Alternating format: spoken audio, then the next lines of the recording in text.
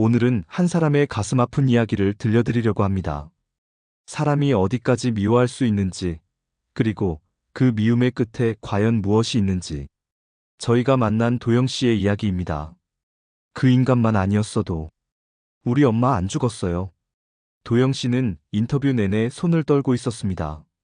7년이 지났지만 그날의 기억은 여전히 선명했습니다. 20살 대학생이던 도영 씨에게 엄마는 전부였습니다. 아버지는 도영 씨가 태어나기도 전에 떠났고, 엄마는 혼자서 도영 씨를 키우기 위해 평생을 청소일로 허리를 굽혔습니다. 엄마가 아프셨어요. 오래전부터. 하지만 병원에 가면 일을 못하니까 약만 드시고 버티셨어요. 저는 알면서도 모른 척했습니다. 대학 갈 돈이 없다고 하셨는데 제가 고집을 부렸거든요. 지금 생각하면 도영 씨의 목소리가 떨립니다. 그날은 유독 추운 겨울날이었습니다. 도영 씨는 아르바이트를 마치고 집으로 돌아왔습니다. 그런데 집 앞에는 큰 자물쇠가 걸려 있었고 엄마는 보이지 않았습니다. 월세를 석 달 밀렸대요. 건물주가 경고도 없이 그냥 문을 잠가버렸어요. 엄마의 약도 옷도 다 안에 있었는데. 도영 씨는 건물주를 찾아갔습니다. 하지만 돌아온 것은 차가운 대답뿐이었습니다. 규정이 그렇다네. 석 달 밀리면 강제 퇴거야. 돈 가져오면 그때 얘기하지. 그날 밤 도영 씨와 엄마는 추운 골목에서 밤을 보내야 했습니다. 엄마는 이미 오한으로 몸을 떨고 있었습니다. 제가 좀만 더 일찍 알았더라면, 좀만 더 돈을 모았더라면. 새벽이 되자 엄마의 상태는 급격히 나빠졌습니다. 도영 씨는 119를 불렀지만 병원에 도착했을 때는 이미 늦었습니다. 엄마의 마지막 말씀이 도영아, 미안해였어요. 왜 엄마가 미안하다고 하셨을까요? 모든 게 제 잘못인데. 도영 씨의 눈에서 눈물이 흘러내립니다. 엄마의 장례는 초라했습니다. 도영 씨 혼자서 치렀습니다. 아는 사람 하나 없이, 도움의 손길 하나 없이. 그날 밤 도영 씨는 무덤 앞에서 엄마에게 약속했습니다. 걱정 마세요, 엄마. 제가 꼭 복수할게요. 그 사람 제가 평생을 두고 갚아줄게요. 엄마가 겪은 고통보다 더한 고통을 느끼게 해줄 거예요. 카메라에 담긴 도영 씨의 눈빛은 차갑고 단단했습니다. 20살의 어린 나이에 그의 심장은 이미 얼어붙어 있었습니다. 그날 이후로 저는 오직 한 가지 목표만 가지고 살았어요. 도영 씨는 사회복지학과로 전과했습니다. 장학금을 받기 위해 밤낮 없이 공부했고 남들보다 2배, 3배 노력했습니다. 그리고 졸업 후에는 노인복지센터에 취직했습니다. 왜 하필 노인복지센터였냐고요? 그 건물주. 그때 이미 60이 넘었거든요. 언젠가는 그 사람도 늙고 혼자가 될 거라고 생각했어요. 그때를 기다렸습니다. 도영 씨의 계획은 치밀했습니다. 7년 동안 그는 그 건물주의 소식을 꾸준히 추적했습니다. 건물을 몇 채 더 사들이고 돈을 더 많이 벌었다는 소식에 도영 씨의 분노는 더욱 커져만 갔습니다. 그런데 작년 겨울 정말 믿기지 않는 일이 있었어요. 도영 씨가 일하는 복지센터에 한 노인이 실려왔습니다. 길거리에서 쓰러진 채로 발견된 노인이었습니다. 의식은 있었지만 자신이 누구인지 어디 사는지도 기억하지 못했습니다. 처음에는 그냥 평범한 노인분인 줄 알았어요. 그런데 그분의 얼굴을 보는 순간 그 사람이었어요. 7년 전 엄마와 저를 길바닥에 내몬 그 건물주였습니다. 도영 씨는 그 순간의 충격을 잊을 수 없다고 했습니다. 손이 떨리고 심장이 빠르게 뛰었지만 겉으로는 아무렇지 않은 척했습니다. 처음에는 신고를 해야 하나 고민했어요. 경찰에 신고해서 그의 신원을 밝히고 가족들에게 연락해주는 게 제 일이니까요. 하지만 도영 씨는 다른 선택을 했습니다. 그는 그 노인의 담당 복지사가 되겠다고 자원했습니다. 하느님이 제 손에 맡기신 거라고 생각했어요. 7년 동안 기다린 복수의 기회를. 이제 저의 손에 그 사람의 운명이 달려 있었으니까요. 도영 씨의 말에는 냉기가 감돌았습니다. 그의 눈에는 복수의 불꽃이 타오르고 있었습니다. 노인은 치매 초기 증상을 보였습니다. 기억을 잃어가는 와중에도 간간이 자신이 부자였다는 것, 건물을 여러 채 가지고 있었다는 이야기를 했습니다.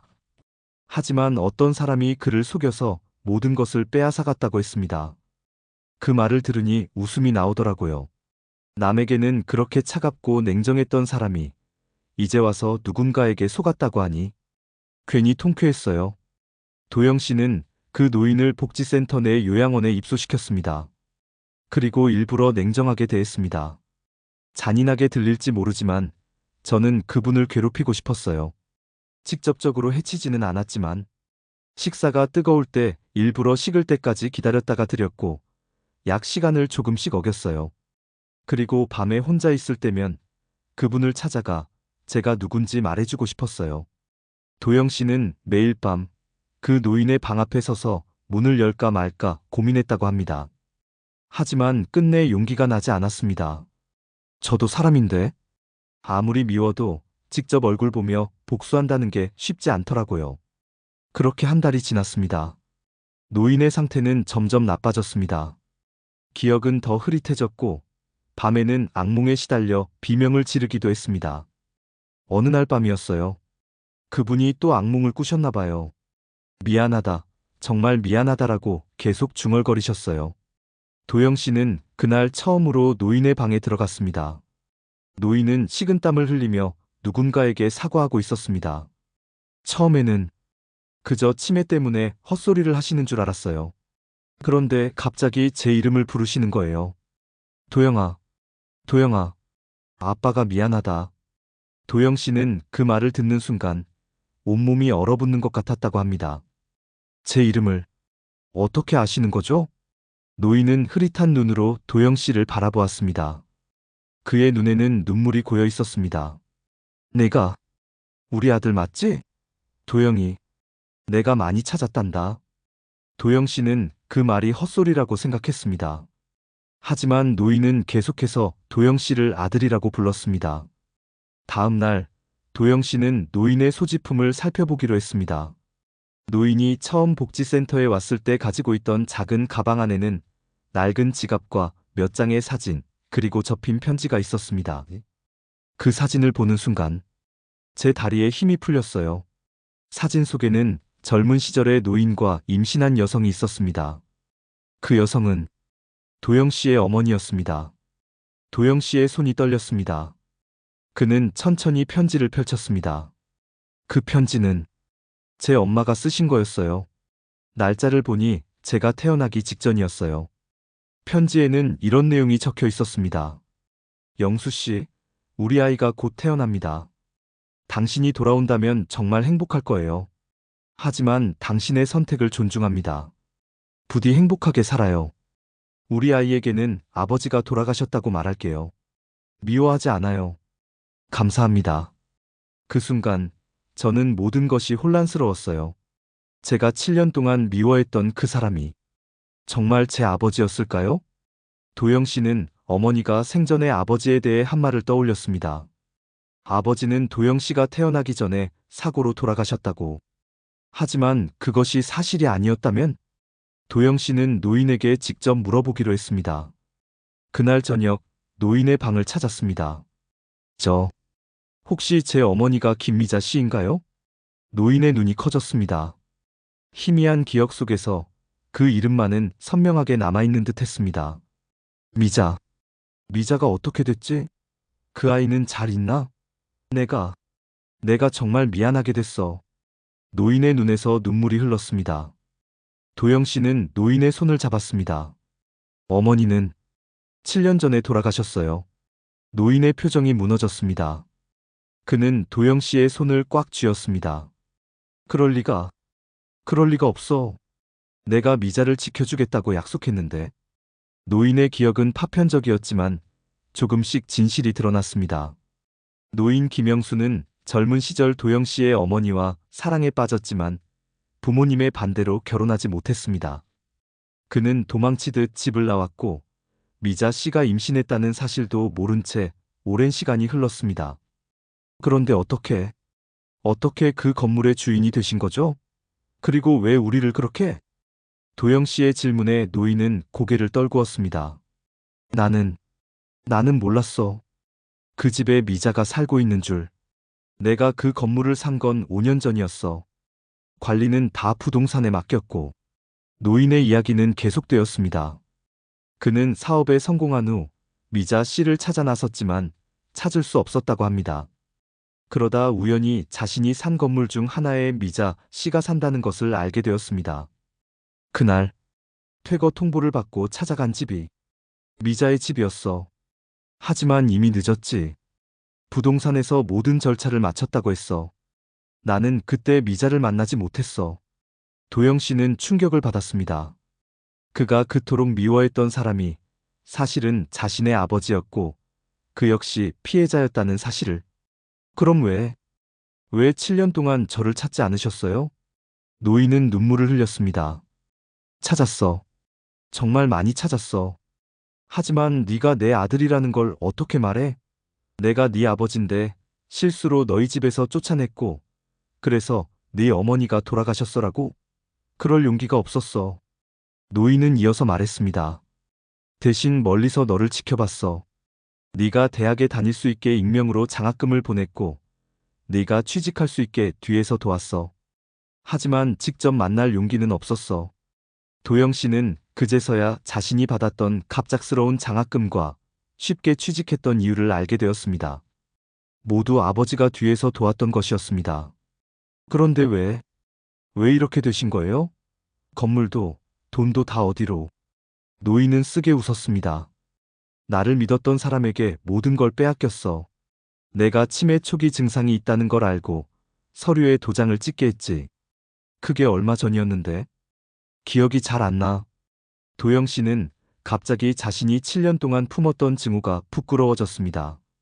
저는 아버지를 너무 미워했어요. 엄마가 돌아가신 뒤로 매일 밤 아버지가 망하길 바랐어요. 고통받길 바랐어요. 그런데 이제 와서 알게 된 진실이. 노인은 도영 씨의 손을 꼭 잡았습니다. 미워해도 돼, 도영아. 내 마음 다 이해해. 아버지로서 해준 게 없는데 뭘 바라겠니?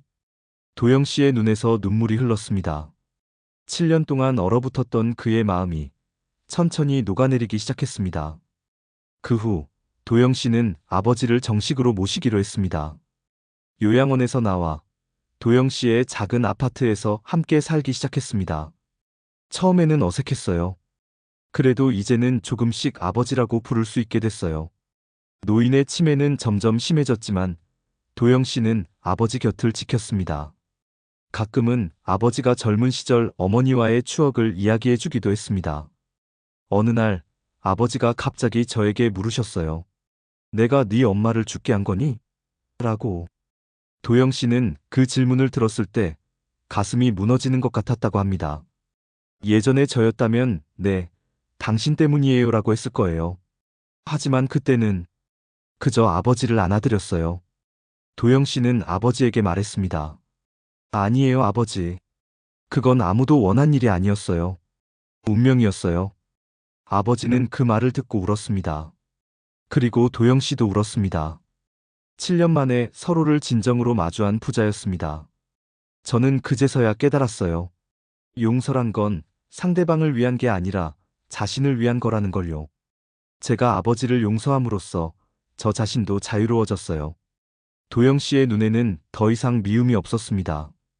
대신 평온함이 깃들어 있었습니다. 아버지는 3개월 전에 세상을 떠났습니다. 평화롭게 도영 씨의 품에서 아버지의 마지막 말씀이 고맙다였어요. 제가 용서해줘서 고맙다고. 도영 씨는 이제 복지센터에서 더 열심히 일하고 있습니다. 특히 치매 노인들을 돌보는 일에 더 많은 관심을 기울이고 있습니다. 이제는 이해해요. 사람은 누구나 실수를 해요. 중요한 건 그 실수를 어떻게 받아들이느냐예요. 미움만 가득했던 제 인생에 용서라는 선물을 준 아버지. 이제는 감사해요. 도영 씨의 이야기는 여기서 끝납니다. 하지만 그의 말처럼 용서의 여정은 계속됩니다. 죽이게 미운 사람도 죽기 직전에야 용서가 되더라고요. 하지만 그 용서가 제 인생을 바꿨어요. 여러분, 오늘 이 이야기가 조금이나마 위로가 되셨기를 바랍니다. 세상에는 미움보다 더 강한 것이 있습니다. 그것은 바로 용서입니다. 다음 이야기로 찾아뵙겠습니다. 시청해주셔서 감사합니다.